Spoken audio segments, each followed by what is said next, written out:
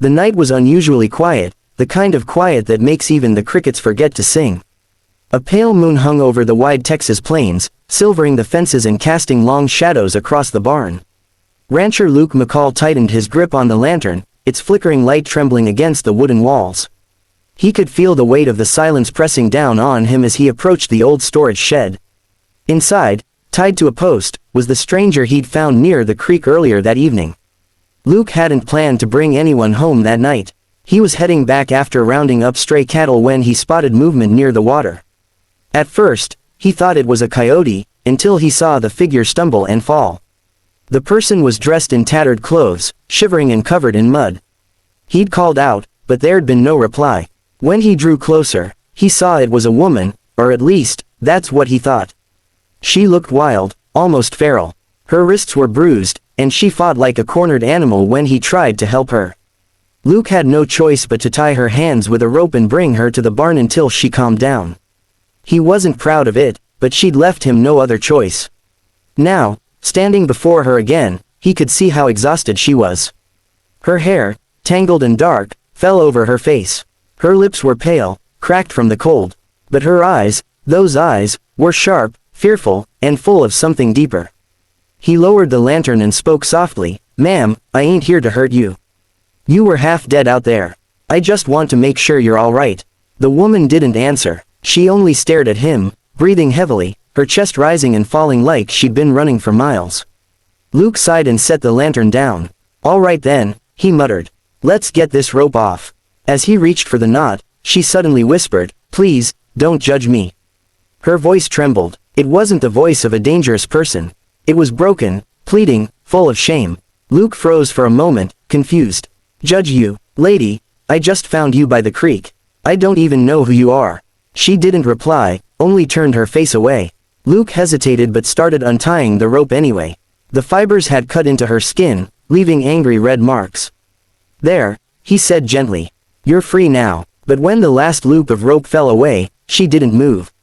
She just stood there, shaking, her arms limp by her sides.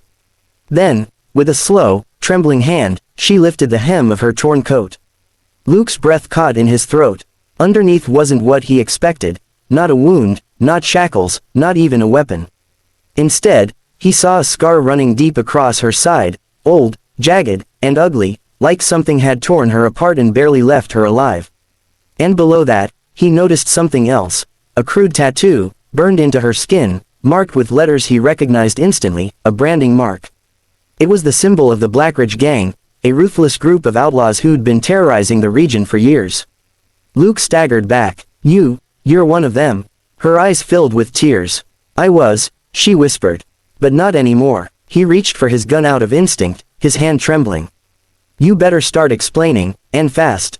She sank to her knees, sobbing quietly. "They took me 3 years ago. I was just a maid in a boarding house in Austin.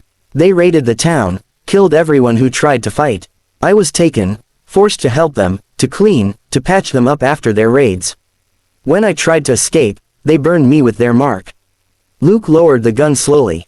Her words hit him hard. He'd seen what the Blackridge Gang did to people. They didn't just steal, they destroyed lives. "I ran away last spring," she continued. "Been hiding ever since. Every town I went to, someone recognized the mark. They thought I was one of them. They called me a killer, a liar, a whore. Nobody would believe me." Her shoulders shook as she covered her face. "Please, don't judge me for what they did. I just wanted to live." Luke felt the weight of her words sink deep into his chest. He knew what it was like to lose everything. His wife and son had been killed by raiders years ago. That pain never left him. Maybe that's why he'd stopped trusting people. Maybe that's why he lived alone on this ranch, speaking only to the horses and the wind. He knelt beside her and said quietly, "I believe you." Her eyes widened. "You do. I've seen real evil before," Luke said. "And it don't look like you." The woman stared at him in disbelief. Her lips trembled as she whispered, "Why would you help me?" He gave a small, sad smile. "Because maybe it's time someone did." For the first time, she smiled, a faint, trembling smile that seemed to melt the cold air between them. Luke helped her stand, offered her a blanket, and led her into the cabin. The fire crackled as she sat near the hearth, clutching the cup of coffee he poured. Her hands were still shaking, but her eyes had softened. After a long silence, she finally said, "My name's Clara." "Luke," he replied. "Luke McCall." She nodded slowly. "Thank you, Luke McCall, for untying the rope." He met her gaze and said softly, "No rope should hold someone who's already fought their way free." Outside, the wind howled across the plains, carrying with it the ghosts of both their pasts. But inside that small cabin, a fragile peace had begun to grow, one built on mercy, not judgment. That night, as Luke looked out into the dark, he thought of all the people who never got a second chance. And he promised himself that whatever happened next, he'd protect Clara, not because she needed saving, but because she finally deserved to be believed.